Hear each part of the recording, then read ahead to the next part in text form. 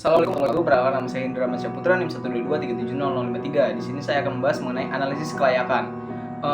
Ini merupakan proses untuk menilai apakah sebuah proyek tambang layak secara finansial, teknis, lingkungan, dan sosial sebelum dieksekusi nantinya. Jadi analisis ini melibatkan evaluasi mendalam terhadap berbagai faktor yang mempengaruhi keberhasilan proyek tambang. Jadi komponen utama dari analisis kelayakan tambang itu adalah yang pertama ada kelayakan geologi. Jadi tujuannya untuk menentukan ukuran, kualitas, dan karakteristik dari cadangan mineral. Jadi langkah-langkahnya yaitu yang pertama melakukan eksplorasi geologi, pemetaan, pengujian sampel, dan pengeboran. Hal ini juga dapat mempengirakan volume serta nilai ekonomis dari cadangan mineral yang ada. Hasil dari kelayakan geologi ini adalah laporan cadangan yang menunjukkan potensi tambang. Lalu yang kedua ada kelayakan teknis. Jadi dalam kelayakan teknis ini tujuannya itu untuk menganalisis teknologi yang dibutuhkan untuk mengekstraksi mineral, metode penambangan yang paling efisien, serta peralatan yang dibutuhkan. Langkah dari kelayakan teknis ini adalah pemilihan metode penambangan, baik itu secara open pit, underground, dan lain-lain, perencanaan infrastruktur tambang, serta analisis transportasi mineral. Hasilnya itu adalah rencana tambang yang teknis dan operasional, termasuk estimasi biaya capex dan opex.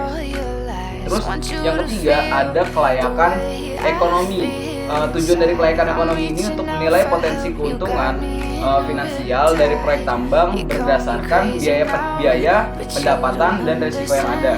Langkah-langkahnya itu adalah yang pertama kita melakukan analisis biaya atau estimasi biaya operasional OPEX dan modal CAPEX. Analisis pendapatan, proyeksi harga jual mineral, dan estimasi pendapatan berdasarkan harga pasar dan volume produksi. Terus ada analisis arus kas, proyek arus kas masa depan untuk menentukan net present value atau NPV, internal rate of return (IRR), dan playback period. Hasilnya itu adalah keputusan apakah proyek layak dibiayai berdasarkan keuntungan potensial. Lalu yang keempat ada kelayakan lingkungan. Jadi di kelayakan lingkungan ini tujuannya untuk menilai dampak lingkungan dari proyek tambang dan apakah proyek ini mematuhi peraturan dan standar lingkungan yang berlaku. Langkahnya untuk menguji kelayakan ini adalah studi analisis mengenai dampak lingkungan atau AMDAL, pengolahan limbah, dan rencana rehabilitasi lahan pasca penambangan. Hasilnya itu adalah izin lingkungan dan rencana pengelolaan yang meminimalkan dampak terhadap ekosistem. Lalu ada kelayakan secara sosial. Jadi tujuan itu untuk menilai dampak sosial dari tambang terhadap komunitas sekitar dan mengembangkan strategi-strategi untuk mengatasi tantangan sosial. Caranya itu adalah dengan cara konsultasi langsung dengan masyarakat lokal, studi dampak sosialisasi, serta program tanggung jawab sosial perusahaan atau CSR. Lalu hasilnya itu adalah strategi keterlibatan masyarakat yang memastikan dukungan lokal meminimalkan konflik sosial.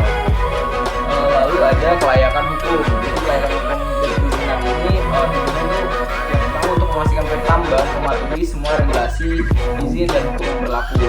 Makanya itu adalah dengan cara yang mengurus izin tambang, kontrak lahan, perjanjian penjualan, serta evaluasi resiko hukum. Hasilnya itu adalah kepastian hukum yang memungkinkan proyek tambang berjalan tanpa hambatan.